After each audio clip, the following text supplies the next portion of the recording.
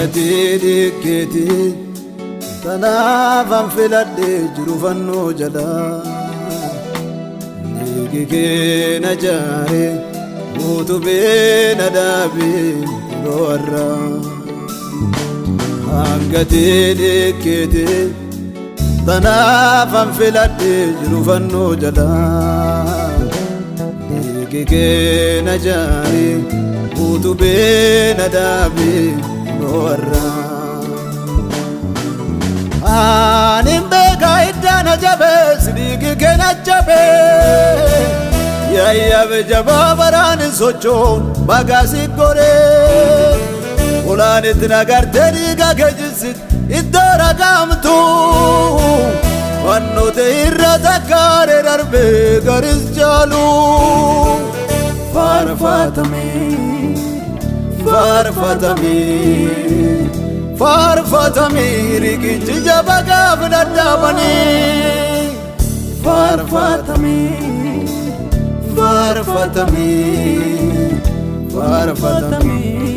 jabaga vnadabani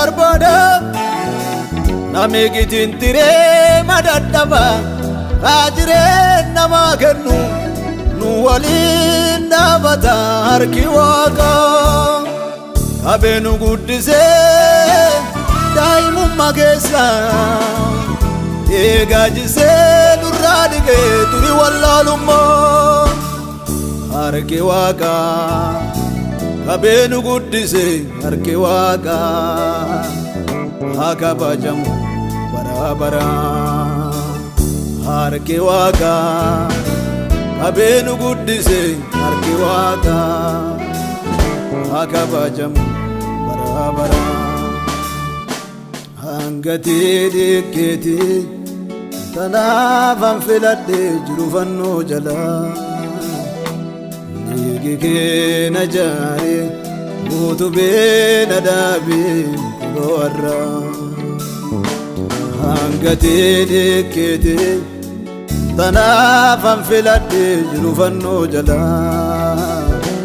nigike na jare utube na dabe lorra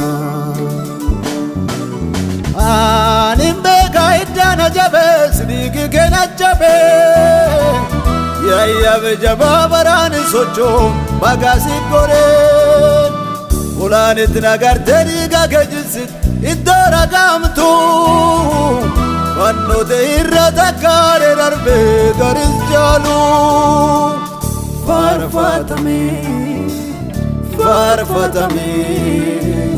farfatami rigichi jabaga vnadabani farfatami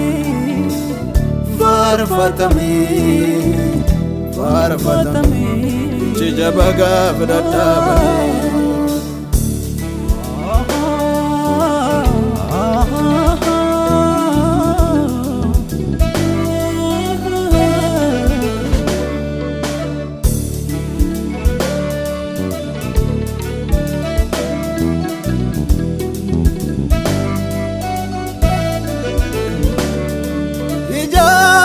jaba yaya bigena agagati gabunjarame manigena yo halle hamadele yo bubben jamatele irrafamu umnini gagaba ayyaanni kenna nu agarree fannoon jireenya keellabsina kaayisee harki kenna nu agarree fannoon jireenya keellabsina kaayisee harki kenna.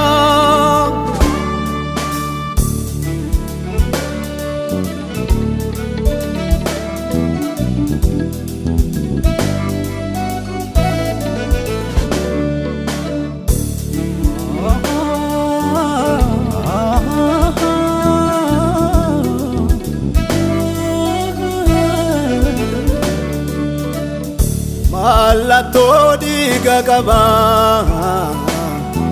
irratti baheen biyya lafaa maqaan kee naa ta'ee moo'icha sitti narra dabarsee bara boo'icha. Mallattoo dhiiga qaba irratti baheen biyya lafaa maqaan kee naa ta'ee moo'icha sitti narra dabarsee bara boo'icha. Akabajamuu maqaan kee akabajamuu maqaan kee dhiiga kee jisitee na bittee galee. Akabajamuu maqaan kee akabajamuu maqaan kee dhiiga kee jisitee na bittee galee. Afaarfatamuu maqaan kee afaarfatamuu maqaan kee dhiiga kee jisitee na bittee galee. Alallabamuu maqaan kee alallabamuu maqaan kee dhiiga kee jisitee na bittee galee. Nu warra fannoon gargaarame akkamiin deena waan isii. Nu warra fannoon gargaarame hin qabanna yaadannoo bara baraati. Nu warra fannoon gargaarame akkin jenne itti jabaan kenna isii. Nu warra fannoon gargaarame nu warra fannoon gargaarame nu warra fannoon gargaarame.